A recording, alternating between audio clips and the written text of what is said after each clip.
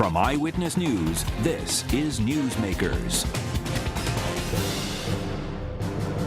By all accounts, Rhode Island Education Commissioner Deborah Gist has one foot out the door. She's been offered the top education job in Tulsa, Oklahoma. This week on Newsmakers, we examine Gist's 6 years as the state education commissioner and get her perspective on the state and future of Rhode Island's public school system. Our guest, Education Commissioner Deborah Gist. Welcome to Newsmakers. I'm Tim White. Joining me on the panel are WPRI.com reporters Ted Nesi and Dan McGowan. Commissioner, welcome back to the program. It's really good to have you. Thanks, Tim. Glad to be back. So you've been offered the job, as I said, at the top of the program in Tulsa, but our understanding is you haven't signed a contract yet. Let's just get this out of the way. Is there any question that you're leaving Rhode Island? Is this essentially a done deal? Certainly there are some logistical things that need to be wrapped up in contracts and things like that, but I think it's pretty certain that I'll be moving on and going home. Okay. In terms of education reform in Rhode Island, you told the Providence Journal, quote, did the leadership hold steady? The answer is no. Who were you talking about there? Well, it was actually a very specific question. It was written in the article as sort of a general question. It was a very specific question about, we were talking about the decisions that the General Assembly made at the end of the last session. And so it was we were talking about the graduation requirements and the teacher evaluation decisions that the General Assembly rolled back in the last session. And Speaker Mattiello rolled those back. So are you talking about him? Yes. Right there. There was a disappointment from you and his decisions. I think it was, the General Assembly, it was a decision that was made by the legislature. There were two statutes that were passed. So does that make it easier for you to leave? No. The two things aren't related. Things like that happen, setbacks happen, that's not unexpected. It was not related in any way to this decision. This was a call that I received about coming home and being the superintendent for the district where I went from kindergarten through high school, and being home, being close to my family, and doing a job that is one that I've wanted to do for a long time, where I'm actually able to lead a school district, which is a very different role. It's not very different, but it's a different role from being a policymaker, where you're actually able to make decisions and implement. That's appealing to me. I want to stay on the legislature for one more question. When you came in, there was a lot of momentum nationally for education reform. Race to the top was a big deal. Rhode Island got $75 million. Was the General Assembly all in on education reform because of money? No, I don't think so. I still think that the legislature is all in on education reform. I think that response was meant to talk about the two bills that were passed in the last session that were both unnecessary and unhelpful. But I don't think that is an indication that we don't have leadership in the state that understands the importance of education, and in particular understands the connection between education and the economy. I think that President Paiva-Weed, Speaker Mattiello, and certainly Governor Raimondo understand that, and I'm confident that our work on education is going to continue in the state. Yeah, but you told Dan McGowan that Rhode Island has lost a sense of urgency when it comes to improving schools. So what did you mean then? Well, I think that those two decisions were really disappointing. I think probably when I said that, I was frustrated at the time. I think when you take a step back from a disappointing decision like those two decisions, which again were unnecessary, those problems had both passed. The moment had passed. Graduation was over. After that decision was made, an additional 6 students in the state graduated. It didn't need to happen. But it did, and it happens, and we're going to move on. And I don't think that, now that I've had a chance to sort of reflect on it, I don't think that it is indicative of the overall commitment that the Speaker or any other leaders up at the General Assembly have about education. I do remain confident that our state is committed to education and the changes that need to continue to happen. The perception is that either explicitly or implicitly Governor Raimondo made it clear to you weren't going to keep this job, and it would be nice to find an easy path for you out of Rhode Island. What were your conversations with her like, if you had any, after her election on whether you might stay? We had a number of conversations, and what we talked about was she had appointments that she needed to make to the Board of Education. I think it's important for everyone to remember that my position that I report to the Board of Education, to the Council on Elementary and Secondary Education and the board. And so it's a little bit different from other appointments. So we talked a lot about the work, we talked about the board, we talked about, you know, I knew that I was in the process of interviewing for this job. When did that process begin? When did you get the call? Earlier in the fall. So before the election? So it's been a little while. Oh, yeah, definitely. And so I think that she had a lot of urgent things on her plate at the time, and I had this other conversation that was going on. My contract didn't expire until the summer. The whole thing about this deadline that was missed and all of that was really, I think, overblown. That was language that was put into my contract just as a courtesy. It had never been in there before. It wouldn't have even been a topic if that hadn't been added. And I think when it was added, it probably wasn't added with the full appreciation for the fact that that was going to land smack dab in the middle of a transition and everything else that was going to be going on. So I just wouldn't read too much into it. I don't think that the governor had made decisions, but did she ever neither indicate had you I. could stay? That she would be open to telling her board members she wanted to keep you? We had very positive conversations about my staying, but we did not get to a point where she said, I want you to stay, or I don't think you should. And did that send a certain signal to you? No. It's I cannot emphasize enough how confident I am in Governor Raimondo's leadership and her commitment to education and the work that needs to happen here in the state. And in fact, I felt more confident about considering this position, knowing that the work here was going to continue, and there, you know, if I left, that there would be great leadership that would be put into place in this role to continue the work. Just to keep on that for a sec, because there are folks in the ed reform community, whether you see that as charters or teacher evaluations or whatever, who see your departure as a sign that Raimondo's already gone wobbly on this. They thought she was an ally and she's not. So you clearly wouldn't agree with that perception, that she's not on the side of the same policies people associate you with. That she is not. Does she share your policy priorities on education? Well, I certainly don't speak for her in terms of what she thinks about those particular topics, but I do feel completely confident that she deeply understands the connection between education and the economy, knows that we have work that we have to do in our state to lift up the quality of education for all students, particularly for students that our public schools have not historically served well, meaning Black and Hispanic students, students with disabilities, students whose families are low income. And I know that she's going to be strong on this issue. Now, whether or not she agrees specifically with past decisions or particular policies, that's more a question for her. Commissioner, let's talk about the work going forward. Certainly you would say that there has been a lot of progress, but there's still a lot of work to do. You look at the NECAP performance measures last year, Rhode Island only had 1 of 33 measures met. What do you see moving forward that Rhode Island needs to do? Well, so first of all, I would say it's important to, what you're talking about are goals that we set, and we set really ambitious goals for ourselves. Are they too ambitious? I think they were, given that, you know, if we knew now what we knew then, I don't think we would have set our sights quite so high. But the point is that when you set really high goals, even if you don't meet them, you make a lot of progress, and that's what has happened. We've made tremendous progress. Rhode Island high school students now outperform the other New England states who share our assessment system. We are equal to them in terms of our math performance. We surpassed for the first time in the history of the nation's report card the national average.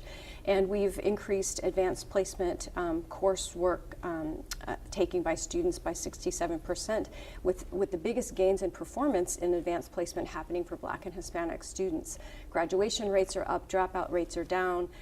Big gains in both of those two areas for Black and Hispanic students as well. So we've made tremendous gains, but there is definitely more work to do.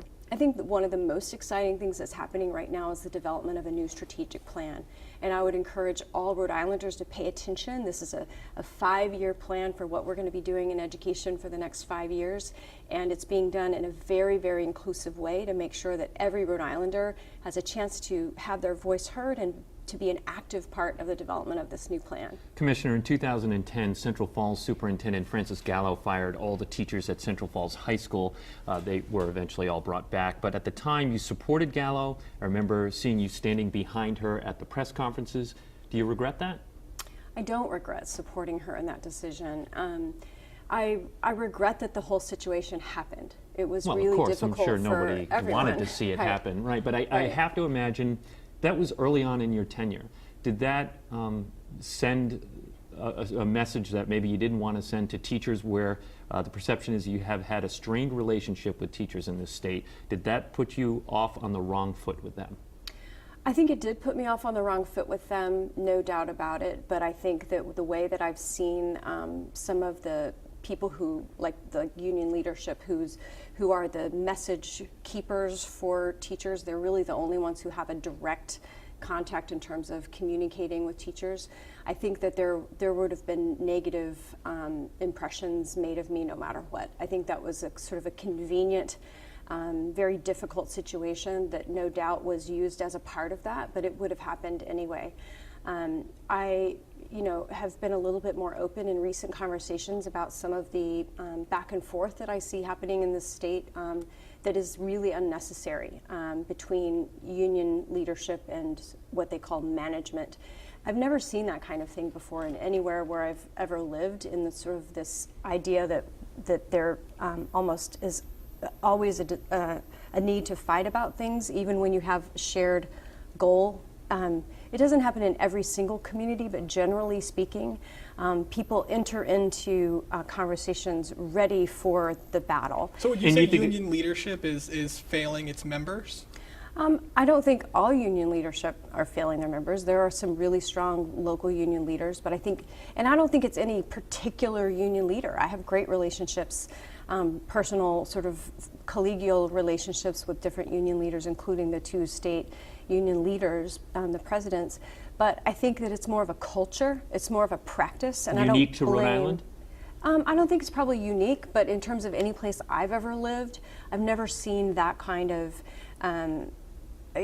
expectation that the way to approach a problem is that we're going to get on one side and you get on the other side and we're going to see who wins, rather than we have a problem, here's how we're going to address it. And yes, there's some back and forth about how to handle it, but it's hard to explain, but it's something I think people should pay attention to. Just briefly before we go to break, I can imagine some people listening and saying, oh, the unions, they're all powerful, and she just said it out loud. I mean, how do you think the reputation of the political power of Rhode Island's teachers unions is overblown, or is your experience it's well earned, they are very powerful in this state? Well, so that's not what I said. I'm not saying that's what you said. No, the first thing that you said, I wasn't saying that about. What I'm saying is that not about them specifically. I'm saying that between management and leadership of teachers unions, or however you want to describe that, that's how people here describe it. But I hate to use those words back again because I don't really like them. But there's an expectation that there's a disagreement. Now, whose side it is, or who's powerful, or who's causing it, I'm not drawing any conclusions about that. I'm just pointing out that we don't have to approach every situation as a battle, and we don't have to wonder who's going to win at the end. We can all win. We can come together and say, we don't agree with a certain thing, but let's work it out, because ultimately I do believe that everybody wants what's best for the state and what's best for the kids. We're going to take a break on the program, and I don't know if you've noticed lately, but it has been snowing. We're going to talk about the impact on schools and advice for the next Education Commissioner. Our guest is Education Commissioner Deborah Gist. Stay with us. You're watching Newsmakers.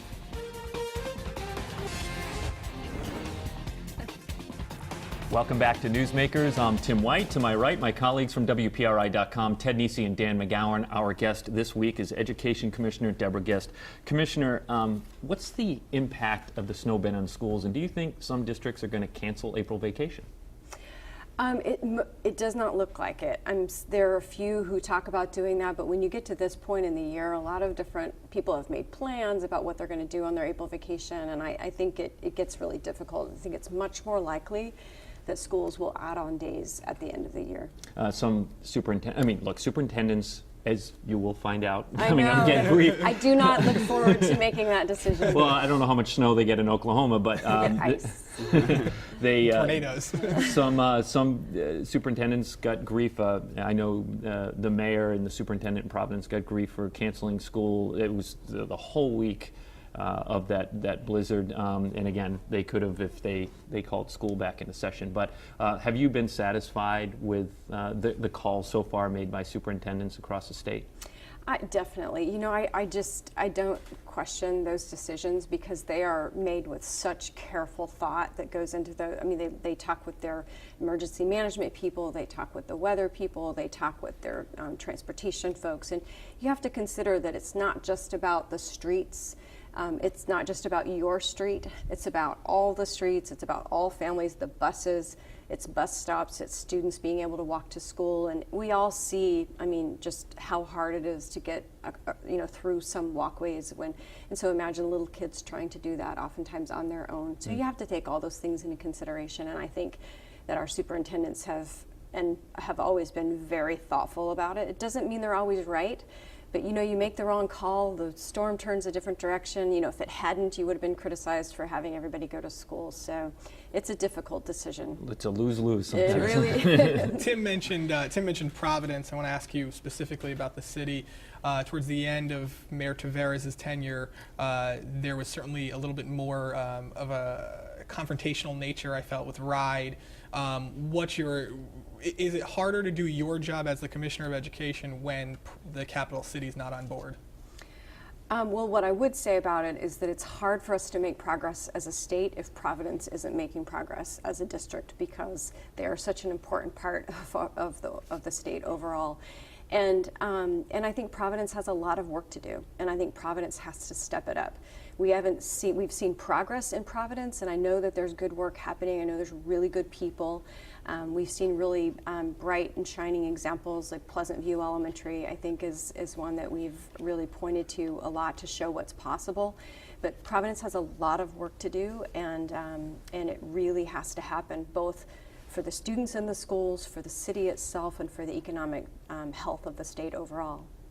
What do you think is your biggest piece of unfinished business as commissioner that you'll be handing off to the new one? Well, I think we're finishing it over the next few months, but I think what's really exciting again is the development of that new plan, because having this next roadmap that's going to be set forth in a way that the way that we're doing it is so inclusive of the public voice. That I really hope that what will happen is that people will rally around this plan, and because it can't just be the Rhode Island Department of Education or even just the governor leading this work. It has to be the whole state, each city and town, families themselves, the teachers working together. One of the things that people have heard me say many times is that Rhode Island can have the best public schools in America. I totally believe that. It's not just, a campaign speech or something like that. I really believe it because there are so many resources here, a generous and appropriate investment in public education that needs to continue. And the only thing standing in the way of Rhode Island to meet that goal is Rhode Island itself. And so we've got to stop with the back and forth, stop with the getting dragged into the who's winning and the politics and all of that, and really do the hard work that it's going to take. But it can get done, and I don't think it would take as long as some people think it could possibly take. Commissioner, according to press accounts, when the board in Tulsa voted to make you the next superintendent there, teachers in the room stood up and left. That cannot be the way you want to start your job. Yeah, that was really discouraging. It was hard to watch because when you're coming in, it's usually the opposite, and then the hard work starts to happen later. But what I was really encouraged about was the fact that I went and visited. I was there for several days. I visited about 20 schools. I met with the teachers union. I met with individual teachers and principals and educators and parents. And I felt very well received. I had a good conversation with the teachers union. I was able to talk through some of the issues that they'd heard, and it doesn't mean that they necessarily are completely satisfied with the responses, but I think it's when you have someone in person and you see them in real life and kind of hear them talk through something, while you may not be totally on board or the biggest fan suddenly overnight, I think that it does help to quell some of the fears of this versus this unknown person that you've never met that sounds, by some accounts, pretty awful. One big difference between Oklahoma and Rhode Island is that the head of education in Oklahoma is elected, and certainly you're appointed. Should Rhode Island elect its education commissioner? No. Bad idea. Why not? Because, you know, this work is already political enough. I think that it. You just made headlines in Tulsa. Oh, really? Well, I do want to say that there's a new state superintendent who was elected, and I've had great conversations with her, and she's someone I really look forward to working with. But I think any elected official, you know, it's just you have to focus on things in a different way. I think being appointed, which means that you're appointed by people who are elected, you know, or indirectly. You're still accountable to the public, but I just think that, you know, adding more politics to it is actually not the direction that at least Rhode Island needs to go. There's been a big push at the State House in recent weeks from some groups for expand, quote, school choice. And it's still unclear what that will mean in terms of legislation. There's no bill yet, but Mike Stenhouse from the Center for Freedom and Prosperity said they're looking at a, quote, voucher-type program that would let parents use public education dollars toward perhaps tuition at private and parochial schools. What do you think of that? Is there room for that to be added more to the portfolio of how Rhode Island does it, or do you think that's the wrong way to go? Well, I definitely believe that parents should have more control over what happens with their child's education and the opportunity to choose a school that is going to meet their child's needs in the best way possible. There already is a public investment in private school choice in the state in a number of different ways. We have tax credits for private schools. We also have transportation and textbooks, and these are, you know, the cost of millions of dollars in total in investing in those areas. And I think that now is not the time to increase that particular type of investment in choice, but I do think that public charter schools, which is a different kind of choice that remains in the public schools, I do think should continue. I think it's not only do we have schools in the state that are public charter schools that are demonstrating real gains and showing people what's possible for all students, but I also think that that the possibility of what additional innovation could happen in the future. Charter schools, while they're not the only places where innovation happens, they're really designed to be able to be those kind of laboratories. What is your advice for the next education commissioner of Rhode Island? Actually, my advice would be to the people of the state about the next commissioner of education. I think that it's really important for people to have an open mind, listen, and use multiple sources of information before drawing conclusions about what people are about. That's a really telling answer. Yeah, I think it's very introspective. Well, I think that there too often we jump to conclusions and we make decisions about what someone is about before we have all the information. And there are tactical decisions that people make politically to try to paint a picture about who someone is. And it's not just people, it's also, the other example I would give is the state assessment. The NECAP assessment became the punching bag of everyone. I mean, you can talk to anybody who would defend it. It was a great test.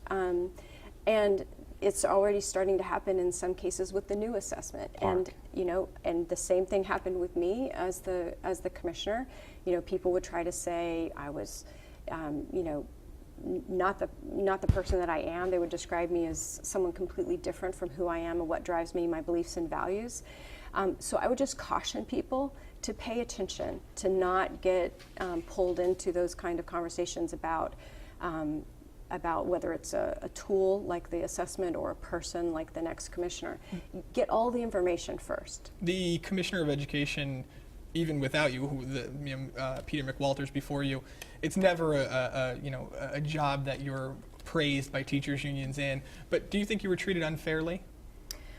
I think that what was, I didn't take this job thinking that I wasn't going to have difficult times. I'm fully aware of what you take on when you're a public official. But I think what's shocking to me is when you see a quote. For example, I saw once in an NEA newsletter to teachers a direct quote that says, and then the commissioner said, in quotes, teacher morale is not a priority for me. Well, not only did I not say that, I've never thought that in my life. And so, I imagine myself, I'm a teacher, I'm at home, I've worked all day, I've fed my kids, put them to bed, and now I'm sitting down to grade some papers. I take a moment, I open my newsletter, and I read that, and I think, how in the world could this commissioner not care about my morale? And then suddenly every decision, everything that happens is, you know, through this lens of believing that something is said or done. And so that's kind of what I was saying about, you know, make sure that you know the source of your information, make sure that you get multiple sources, make sure not to draw conclusions too quickly, because things aren't always exactly as they appear. You have 30 seconds to answer this question. What is the single most, the biggest thing you will miss about Rhode Island itself as a state, outside education? The people I've worked with, the amazing teachers that I've come to know really well, the team at the Department of Education, people like you all, the people, I just love so many people that I've come to build really strong professional and personal relationships with.